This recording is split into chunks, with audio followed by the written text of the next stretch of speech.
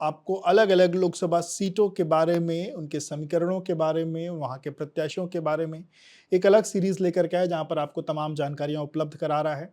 और उत्तर प्रदेश की बात करें तो उत्तर प्रदेश में पहले चरण का मतदान खत्म हो चुका है 19 तारीख को, दूसरे चरण का मतदान 26 अप्रैल को होना है और इस दौरान उत्तर प्रदेश में 8 लोकसभा सीटों पर मतदान होने हैं।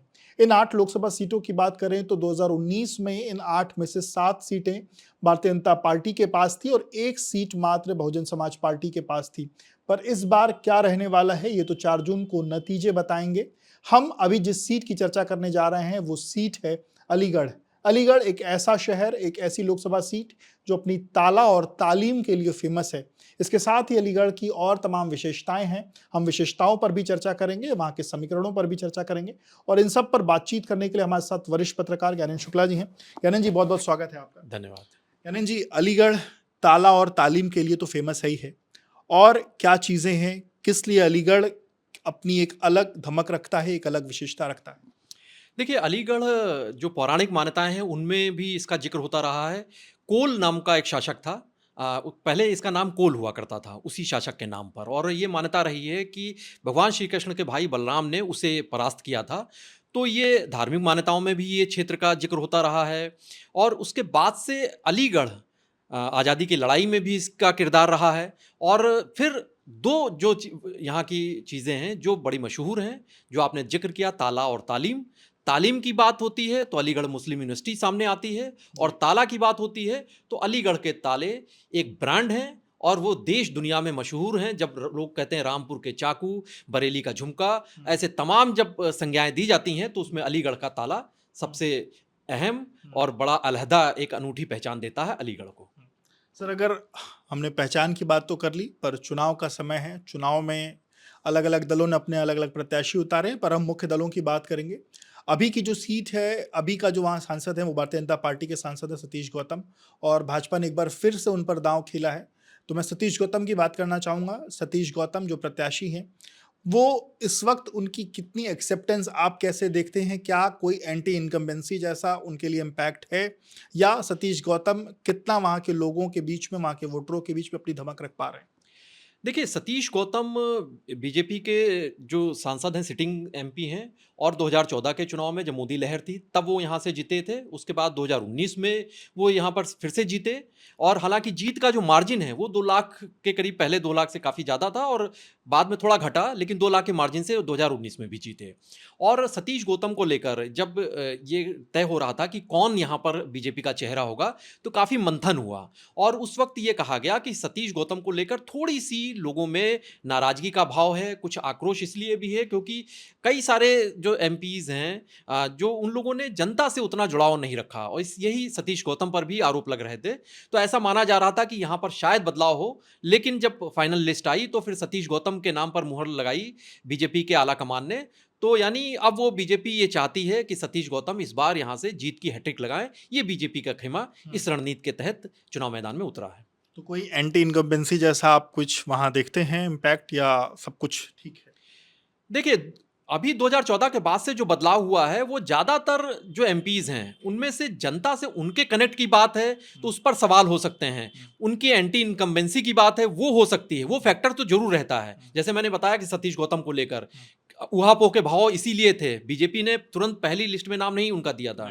तो ये सतीश गौतम को लेकर ये सवाल तो थे, लेकिन चूंकि यहाँ पर चुनाव जो हो रहे हैं वो मोदी के चेहरे पर हो रहे हैं, मोदी की गारंटी पर हो रहे हैं, तो इसलिए शायद वो जो मुद्दे हैं वो नेपथ्य में चले जाते हैं। अगर उनसे कोई नाराजगी के भाव भी हैं तो बीजेपी या फिर मोदी जब चुनावी सभा करते हैं तो वो सीधे तौर से यही कहते हैं कि आप आप मजबूत कर रहे हैं, मुझे अगला तीसरे टर्म में मुझे फिर से मेरी सरकार बना रहे हैं। तो जनता मोदी को देख रही होती है, तो शायद वो जो चेहरे बीच में होते हैं उनको लेकर जो नाराजगी होती है वो कुछ उसकी मात्रा कम हो जाती है। सर, अगर हम दूसरी दल समाजवादी पार्टी की बात करें, इस बार सपा और कांग्रेस का अलायंस है, पर अगर सपा के खेमे की बात करें और अभी तक 17 लोकसभाओं का जिक्र करें, तो समाजवादी पार्टी ने अभी तक वहां कभी कोई जीत नहीं दर्ज की है। समाजवादी पार्टी ने इस बार ब्रिजेंद्र सिंह को वहां से प्रत्याशी बनाए हैं। आप कैसे देखते हैं ब्रिजेंद्र सिंह का वहां से प्रत्याशी बनना, और वो कितना इम्पैक्ट डाल पाएंगे, और सपा का जो विश्वास है उन पर, वो क्या खरे उतर पाएंगे? बिल्कुल, देखिए इस सीट पर 1952 से अब तक जो 17 चुनाव हुए और इन 17 चुनाव में 4 बार कांग्रेस, 6 बार बीजेपी जीती है। एक बार बीएसपी का भी खाता खुला है। जो शुरुआती दौर में थे, वहाँ पर इस सीट पर सोशलिस्ट पार्टी भी जीती, जनता पार्टी, जनता दल भी जीता। लेकिन बड़ी हैरानी की बात है कि इस सीट पर समाजवादी पार्टी का खाता आज तक नहीं खुला है। कोई प्रत्याशी उनका नहीं जीता।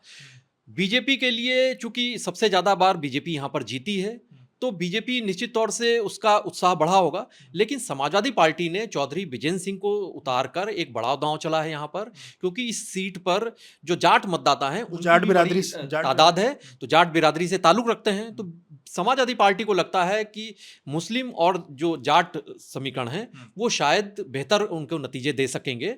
अब ये देखना होगा कि रालोद के साथ में बीजेपी के साथ आने के बाद जाट वोटर्स का कितना हिस्सा चौधरी बिजेंद्र सिंह की तरफ आकर्षित होता है, या फिर पूरा एक बड़ा हिस्सा बीजेपी की तरफ ही रहता है, जैसे कि पीछे के चुनाव में रहता आया था।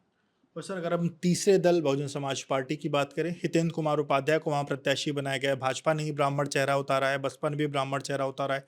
तो क्या इस चेहरे के बीच में ब्राह्मण जो मतदाता है उनके बीच में क्या कोई उहापोह की स्थिति होगी, किसकी तरफ जाएं, या हितेंद्र कुमार उपाध्याय कितना अपना इम्पैक्ट वहाँ रखते हैं?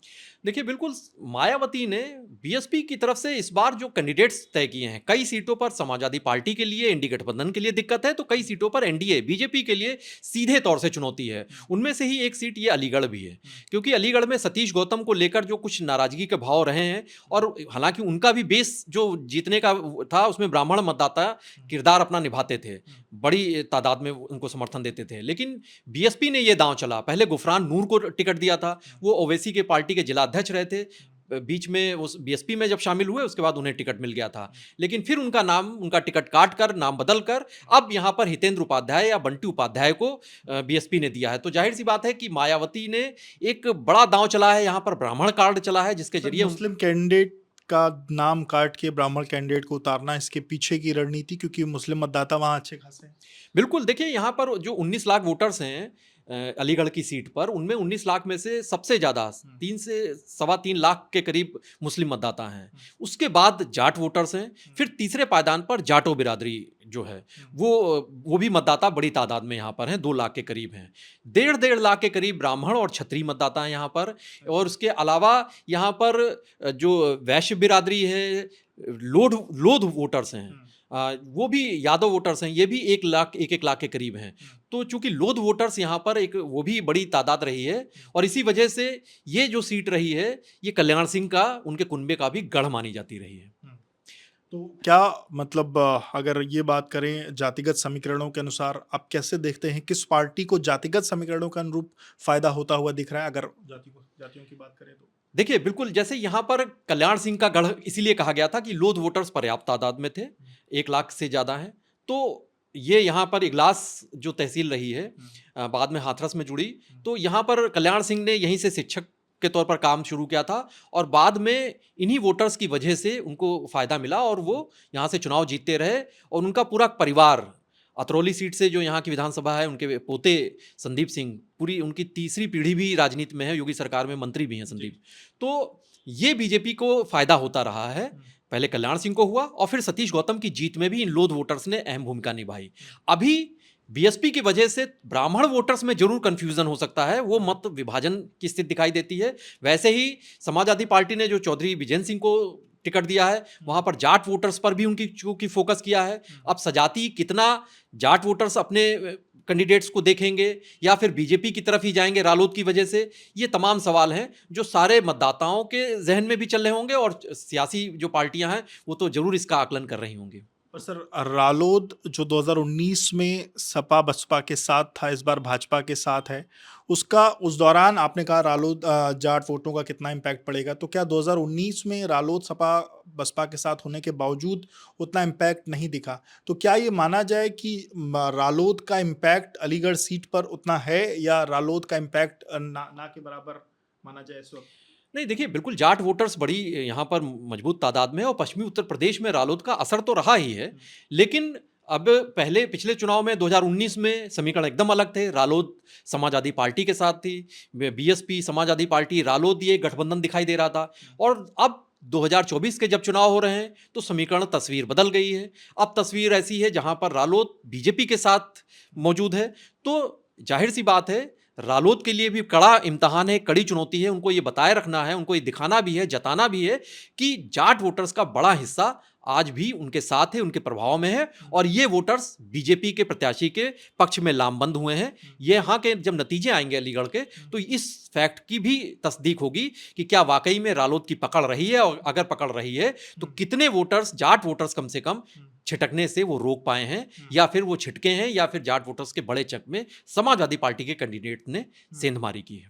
तो सर जातियों की बात हो गई, कैंडिडेट्स की बात हो गई, मुद्दों की बात कर लेते हैं सर। अलीगढ़ ताला और तालीम तो है ही है, और क्या बुनियादी मुद्दे आपको दिखता है अलीगढ़ में है? वहाँ के लोगों से बातचीत में क्या चीज़ें निकल के आई हैं? वहाँ के लोग किन इश्यूज़ पर इस बार वोट करने जा रहे हैं? देखिए, बिल्कुल अलीगढ़ ताला की बात है, तालीम की बात है। ताला तो निश्चित तौर से यहाँ पर एक बड़ा कुटीर उद्योग के तौर पर रहा है और 1000 से ज़्यादा तो वैरायटी ताले की बनती हैं। 1870 से ये व्यवसाय शुरू हुआ और देखते-देखते समय के साथ-साथ अलीगढ़ की पहचान ही ताले से होने लगी। तो ताला जो कारोबारी हैं, उनकी बड़ी दिक्कतें हैं। एक वक़्त हुआ करता था अलीगढ़ की पहचान यहाँ की जो सराय हुआ करती थी, जो आज के दौर में जैसे गेस्ट हाउस हैं, होटल्स हैं, उनकी तरीके से उस सराय के तौर पर होती थी और मध्यकाल में तमाम जो लोग गुजरते थे, अलीगढ़ में स्टे करते थे, यहाँ पर उनके लिए उनके जो घोड़े और उनके जो बाकी जो जानवर होते थे उनके लिए भी यहाँ पर राशन पानी मिलता था। तो ये अलीगढ़ की एक जो इकोनॉमी थी उसमें ये बड़े अहम किरदार निभाते थे। लेकिन अब बदलते दौर में अलीगढ़ में भी तमाम बुनियादी जो ज़रूरतें हैं उनकी किल्लत है, उनकी दिक्कत है। लेकिन जो एक बेहतर है, जो बीजेपी के पक्ष में मुद्दा है, वो है कानून व्यवस्था का मुद्दा। तो कानून व्यवस्था का मुद्दा मजबूत होने से योगी सरकार में ये बात जरूर सामने दिखी है जो जनता के जहन में है कि कारोबारियों को वो डर नहीं रहा है कि रंगदारी कोई वसूले, कहीं पर उनकी जान माल को नुकसान हो, तो वो निर्भय होकर अपना काम कर पा रहे हैं। ये शायद बीजेपी के लिए बड़ा फैक्टर रहेगा। लेकिन अगर बुनियादी मुद्दों की बात करेंगे तो तमाम बुनियादी मुद्दे, उनमें उद्योग धंधों की भी बात है, उसमें विकास की भी बात है। उन मुद्दों के मामले में अलीगढ़ अभी भी पिछड़ा हुआ है और वो बाट जो रहा है कि कोई ऐसा नुमाइंदा जरूर होगा जो उनकी इन दिक्कतों को दूर करेगा। और यही उम्मीदें जनता लगाए हुए है, आस लगाए हुए है। अपने जो सियासी दल हैं, जो लोग चुनाव मैदान में उतरे हैं, उनसे वो लोग चाहते हैं कि वो उनके इन बुनियादी मुद्दों के जवाब जरूर खोजें। बिल्कुल। तो देश में 17 बार लोकसभा का चुनाव हो चुका है, 18वीं बार लोकसभा का चुनाव हो रहा है। इसके बावजूद बुनियादी मुद्दे अभी भी वहाँ पर अपना प्रभाव रखे हुए हैं।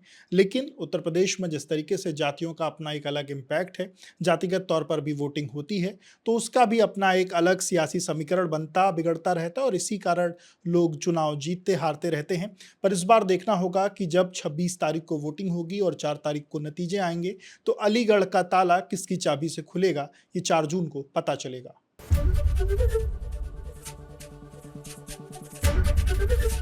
एबीपी गंगा, खबर आपकी, जुबान आपकी।